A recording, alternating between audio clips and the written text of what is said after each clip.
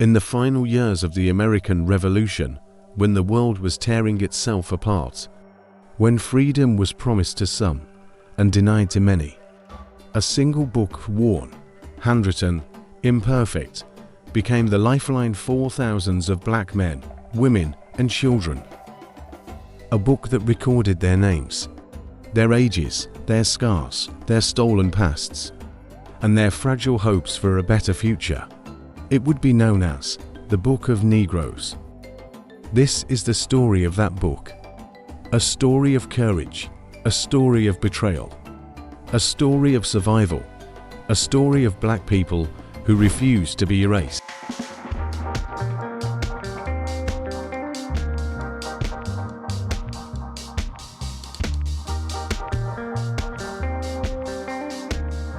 (1775). The American colonies are on the edge of revolt. The British Empire fears rebellion and needs soldiers.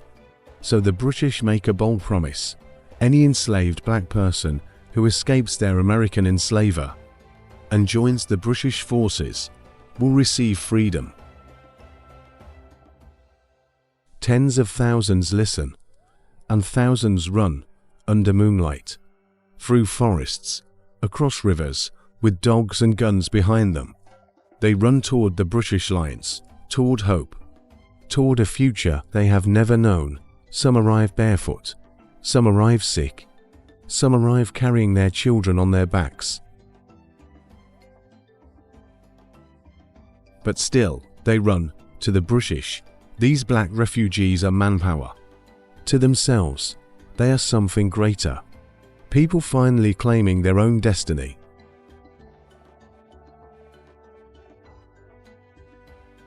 These freed people become known as black loyalists. They cook in British camps. They carry messages. Some fight in secret regiments. Others serve as guides and scouts. For the first time, many taste freedom, even if only for a moment. They support the British cause not because they cherish the empire, but because the empire offered something America refused: a chance to not live and die as property. As the war drags on, thousands of black people gather in British-controlled cities: New York, Charleston, Savannah. New York becomes the beating heart of the black loyalist world, the last British stronghold in the North, crowded with freed slaves who fear one thing: if the British lose, they will be re-enslaved.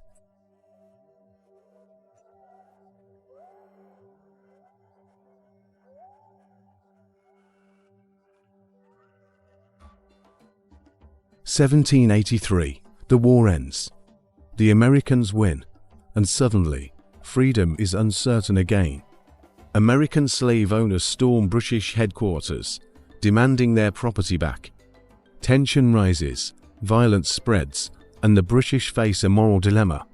Returning black loyalists would break the promise of freedom, but refusing could restart war. So the British come up with a solution. Every black loyalist will be documented in a master ledger, a passport of sorts, proving their freedom. They call it the Book of Negroes.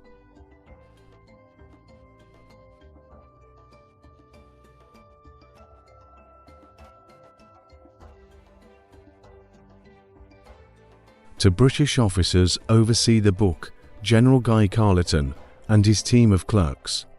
4 weeks. Officers interview every black man, woman, and child who supported the British. Each person must stand before a British clerk and prove their name, age, where they were enslaved, how they escaped, and what British officer confirmed their freedom. Some can barely remember their birthplaces, taken too young. Some speak through tears, some stand proudly, refusing to bow ever again. The clerks write everything in a massive ledger, and the pages fill quickly. Names like Amelia, 32, scar on left arm; David George, preacher, Boston King, carpenter; John Woodward, blind in one eye; Dinah, simply Dinah, age unknown; Some entries contain nothing but a single word, child, but even that is something. Even that is a legacy.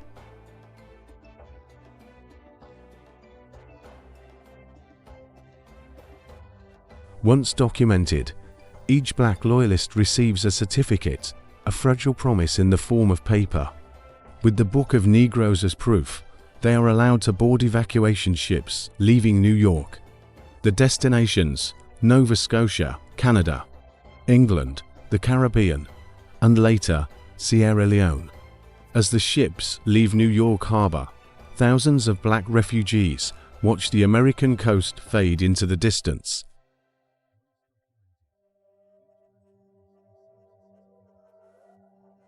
Some cry for the family they were forced to leave behind. Some smile at the ocean, finally tasting freedom. Some kneel and pray. On June 30th, 1783, the last British ship sails away, carrying the final group of black loyalists out of the United States. The Book of Negroes is complete. It contains over 3,000 names, a record of lives the Americans wanted forgotten.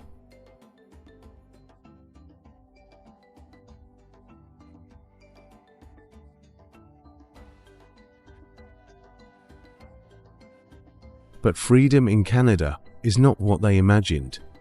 Black loyalists settle in harsh, rocky land, far from the fertile farms promised by the British. They face freezing winters, racism from white loyalists, broken promises and equal pay, and near starvation. Still, they persist.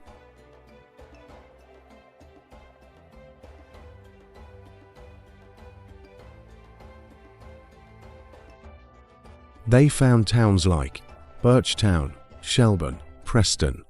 Some open churches, some start schools. Some rebuild their communities from nothing, but many grow tired of empty promises. Freedom, it turns out, is not the same as equality.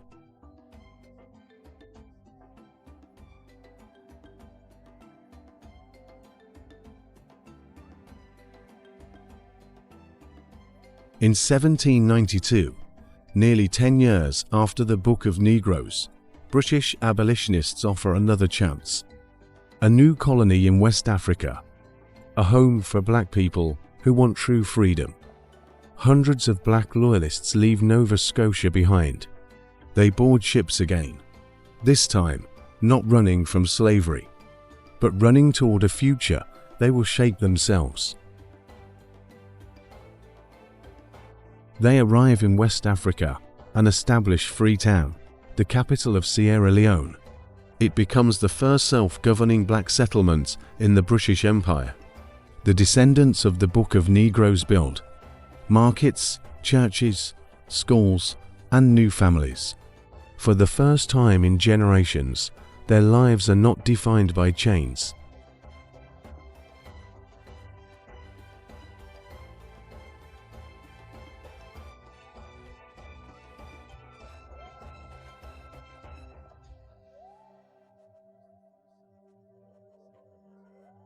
The Book of Negroes is more than a list of names. It is the oldest preserved document of free black people in North America. It shows their strength, their suffering, their resilience, their humanity. It proves something powerful.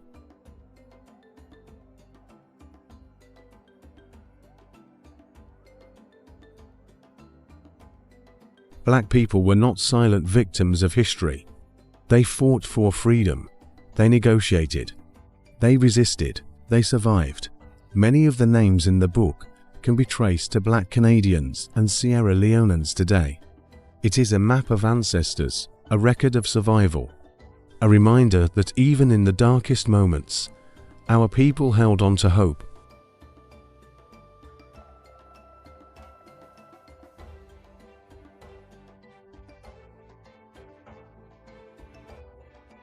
Today, the Book of Negroes rests in archives in New York and London. The pages are yellowed, the ink faded, but the stories remain alive. Every name in that book is a heartbeat, a life, a victory, a reminder that history tried to erase black people, but black people wrote themselves back into history.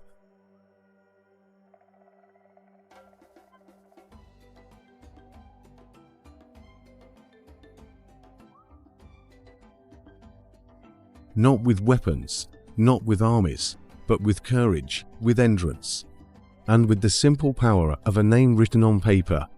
This was not just a record, it was a declaration. We were here, we survived, and we will never be forgotten. Share, like, and subscribe for more Black histories.